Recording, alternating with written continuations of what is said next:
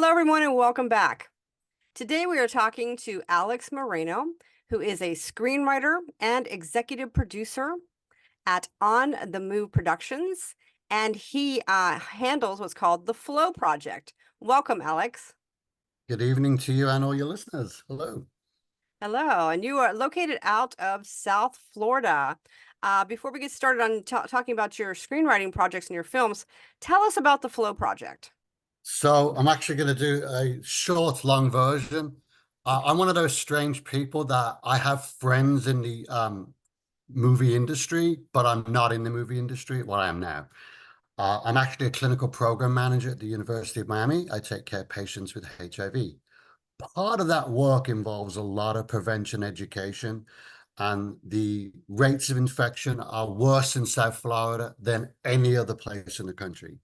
So I Okay. was chatting to a very famous friend of mine. I'll divulge his name in a moment. And I was kind of bitching about, I've told another young person they have HIV. He's like, what can I do? I've got to do something bigger and better. And he turned to me and says, combine both of your worlds. You're a screenwriter and you want to do productions and you've got all the health education knowledge, put them together. So that gentleman was David Frankel, one of the best directors in the world, who's a friend of mine. And he and I formed Flow, which is Future Leaders of the World. In a nutshell, we enhance our education with groups of youth by teaching a mini health curriculum.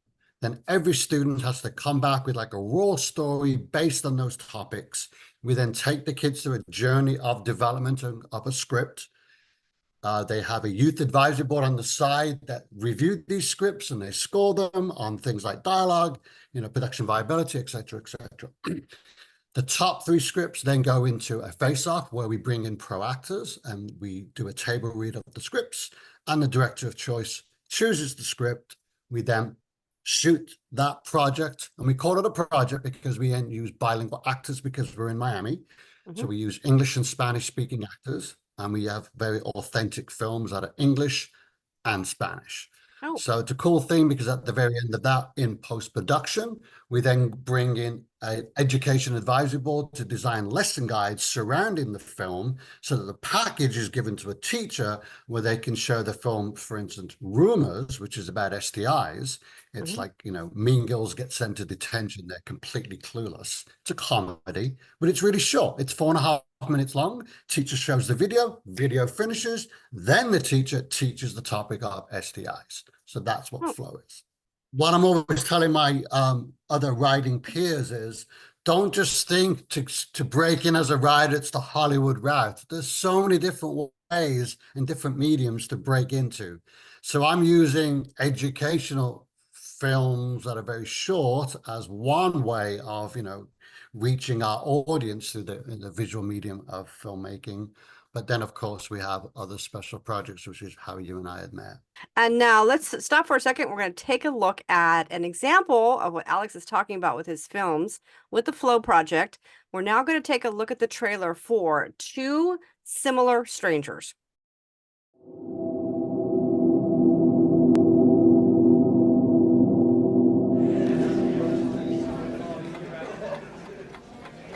The hardest part is the wait.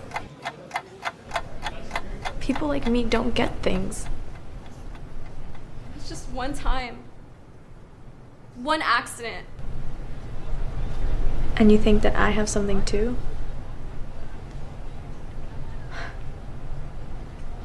Breathe. Your test results are ready.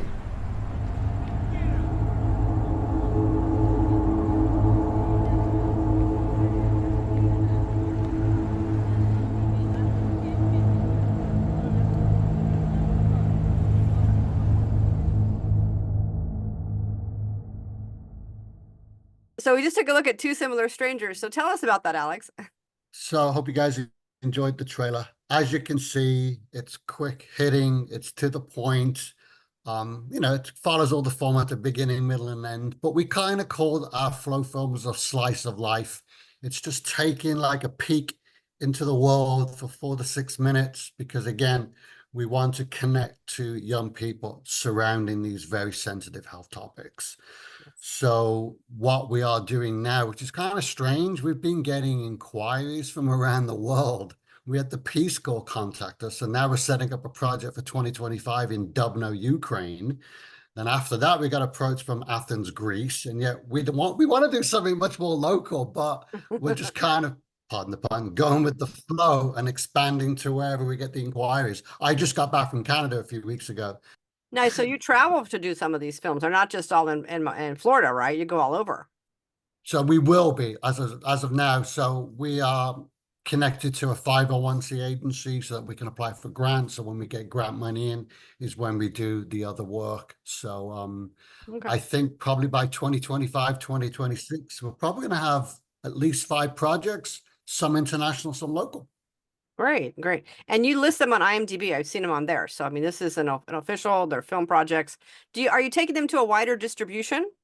So that's a great question. Having a meeting on the 20th with a marketing manager that I'm hiring so that we can get the word out. We're probably the greatest project no one's heard about because I'm an educator, now a filmmaker, but I have nothing to do with promotions and marketing. So I'm actually going to hire someone and we're going to have a game plan and get the word out. That's excellent. And for those of you who are interested in seeing more of Alex's Flow project, I'm leaving the link to his website in the description below. Yeah, let's talk about your screenplay that I gave a recommend to. It's called They Played. And let me just read the log line that I had. I'm not sure this is a recent log line, but I will read it. You can correct it if it's incorrect. It's the same one, hasn't changed. Okay, so it's just a Ukrainian nationalist. He's like a prisoner guy. He becomes sort of a symbol of a rebellion when he refuses to throw a football game that's hosted by the Nazis. Now, this is a historical sports drama. I, in my capacity in the field of healthcare, came across a group of people from the Ukraine that do similar work. Mhm. And we were discussing, and not in America, but everywhere else in the world, everyone connects to the sport of football or soccer, as you call it in America. It's just that thing. It's like the barrier between every language and every culture of the world. Everyone can talk about football. So we were talking about football one day, and the people invited me to learn more about this very important event that happened in the summer of 1942 while Germany was occupying the Ukraine. They formed a soccer league, and the Ukrainian nationalists had their team, and they were beating up on everybody, and the Germans got mad about it, and they ended up asking for a revenge match where the Ukrainians beat them again. So then they arranged another match in front of Nazi dignitaries, and they basically told the Ukraine people that they had to throw the game. So Russia used that as propaganda. So we decided to have me write a 90-page script, because a soccer game is 90 minutes, on the events that led up to the match, and then the aftermath of the match, which was a very, very important part of the history that wasn't really talked about. Now, oddly enough, I wrote all this many, many years ago. And then, of course, the Russian invasion of Ukraine 2 years ago has highlighted my, I guess, desire to really get this story out into the world, because it's probably the best time. So I think it would be an amazing thing for the people of the Ukraine to have something to cling on to, a very positive story based in their history of them overcoming odds against all odds, just like they are now. So that's why we're really vested in this story. I love it on so many fronts. First of all, you have the Nazis and their need for revenge on just over a sports game. Just speaks to their, moral sense of moral compass, doesn't it? Yeah. And then you have the irony of what's happening now and the Russians calling the Ukrainians Nazis, which is crazy. So I think this is so timely. So are you currently marketing it, or what's your status on it, Alex? So yes, I have a few producers who are looking at it, one in LA and one in LA who's from the Ukraine, who's actually going to be my producer on my Flow Ukraine project. Oh, wonderful. So Good. that's a really good connection there. Mhm. And we'll see. I actually just got another script picked up. So once I get that really settled and going, there's probably lots of connections through Orion because of that project, a completely separate project. It's actually called Sundown, and it's an African-American version of Thelma and Louise, is what I'm Oh, calling it. I love Yeah. that. Okay. Very powerful script, tackling racism. I've told my co-writer Nikki that with this script, once we get it made, I don't care if it doesn't make a dime at the box office, because this is the type of movie that college professors will be using for discussions in classroom, kind of like what we did with Do the Right Thing. Mhm. That's where I think this script's going to go. It's so striking about racism from different angles, colorism, etc. It's a provocative script. Now, may I ask, how do you raise the funds for it? Because you are an executive producer. How, if you don't mind me asking? Yeah, so with the Flow project, we have a fiscal agent, so it's a non-for-profit, so we can apply for grant foundation. So Okay. I just landed my first Flow grant. It's from the federal government of HRSA, Human Resource Service Administration, but they want us only to do the Flow content on substance abuse. And that's great. So much work to do there, but I can't do anything else but substance abuse. That's what the grant dictates. So Got it. Flow is grant money. We have had a few people donate money to the cause, which is cool, but that's small nickel and diming. With the Sundown project, my other executive producer is very well connected in the industry as far as financing, so she's taking care more of that. I'm doing more of the development, so it's a good teamwork with that. And then things like They Played, or my other project, Kangaroo Time, or my miniseries Disposable People. It's a case of, just like anybody, try to be nice to everybody, make connections. Maybe someone will look at it or look at a pitch deck, and then we read the script and goes from there. It's, so hard to get the right script into the right hands at the right time. I'm sure all the viewers and the listeners know this. Sure. And I think my advice to everybody is building those relationships with people. Quick story. I knew David Frankel for about 11 years before I even gave him a script of mine. We just became friends. Yeah. And then later on, when I really got into the whole script writing and movie industry, that's when I lent into the friendship. So Sure. I have a lot of mentors who have helped me along the way. So try to be nice to people, try to find a mentor, like Howard Rosamond from LA, great guy. He's been one of my mentors. So I think it's just a case of building the relationships, and the other things will follow. You allowed to take money from like an investment group or investors or a crowdfund or anything like that? Yes, again, it would end up being a donation to the fiscal agent. So let's say Okay. somebody, Morgan Stanley Bank, wanted to drop 50 grand for Flow.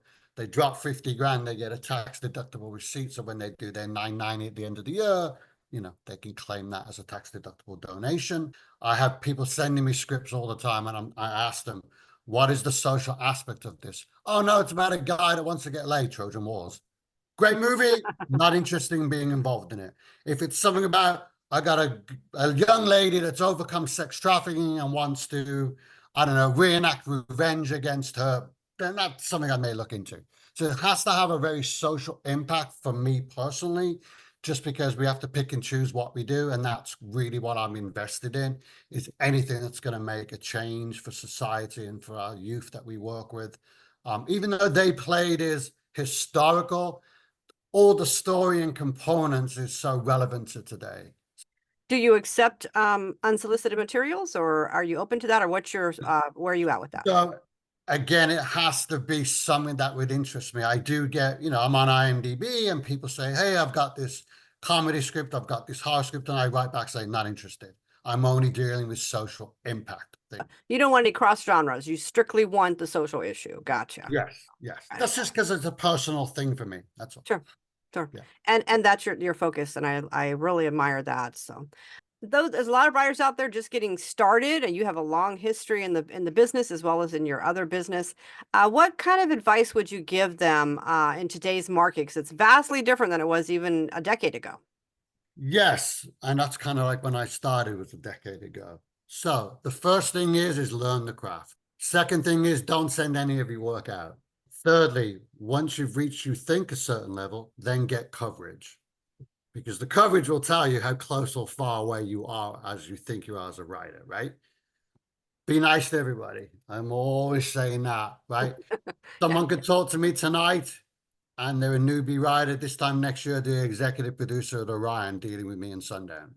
Make connections, go to classes, go to seminars, build your tribe, or find your tribe. Maybe that's a way to look at it, is find the people that you can connect with. With Flow, I was in an international writers group that met every other Monday. And when I decided to do this, I asked my fellow writers to bring me my first scripts. And I ended up producing with a young boy in Canada and a young lady in Australia on 2 of our Flow films. So again, bringing the world together through the world of filmmaking. The main thing I'm going to say about new writers is don't get sucked into things that come across your pathway. I don't want to mention who, but you'll get an ad maybe from a certain site, and it's going to say something like, do you want to get your film in front of the executives of Orion Pictures?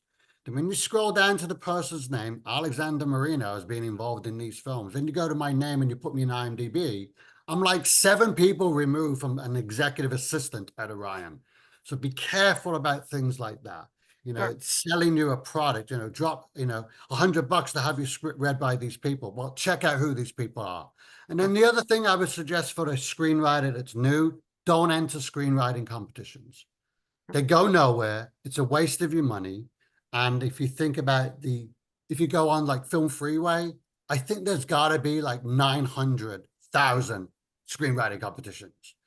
So do your research. I think there's only 7 films ever made that won a screenwriting competition. That's a horrible percentage, right? Land of the Blind, I think won Nichols and got made it, and Arlington Road and Arlington Road, yeah.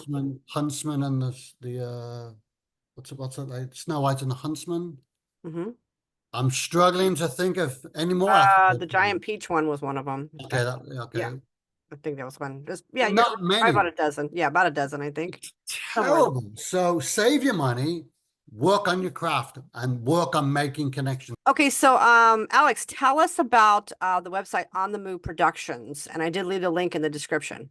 Thank you. So yeah, on that website, there's a little history about us, talking about David and I's work, but then also we have a catalog of the 2 production companies, which is Dog Media in Denver, which we kind of did with like West Coast stuff, and then On the Move Productions on the East Coast.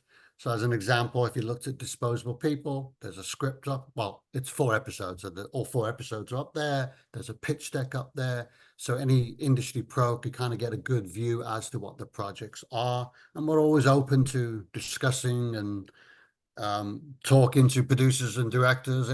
Some people come in, I really like this idea, but I want to change it. It's another advice to writers. You're not married to that script. It's your story, but someone else is producing it and making it film. It's a whole, so many people are going to be involved in making your script. So let it go. What's your connection with the Denver production company? What's your connection there? What is your position? So Dog Media Productions is Nikki, my screenwriting partner. We've written a few scripts together. So we just decided to put everything up on one catalog. But most of the actual production is done through On the Move Productions, correct? Yes. So for instance, Nikki's also one of my Flow producers. She directed one film. She produced one film. She came back to the East Coast. And we're looking at doing Flow work in Fresno and in Denver. So once you know all the rules, you can start bending them. Like I'm crazy about transitions now. Nearly all my scripts have transitions. Guy's body burning, next scene, sizzling bacon. I'm sorry, it's horrible, but those are the type of things we're doing all the time. The train coming in with a whistle, next scene, the cat was whistling. So just little things like that you'll develop later on. Once you kind of know all the rules, you'll develop your own style. Everyone who reads my scripts, I don't know if you noticed this, Bob, there's no overlapping pages. I don't know if you noticed that. That's like one of my... I did. I gave him a recommend on They Played. And okay, Alex, so I thank you for being with us today. I really appreciate your time, and we'll see everybody next time.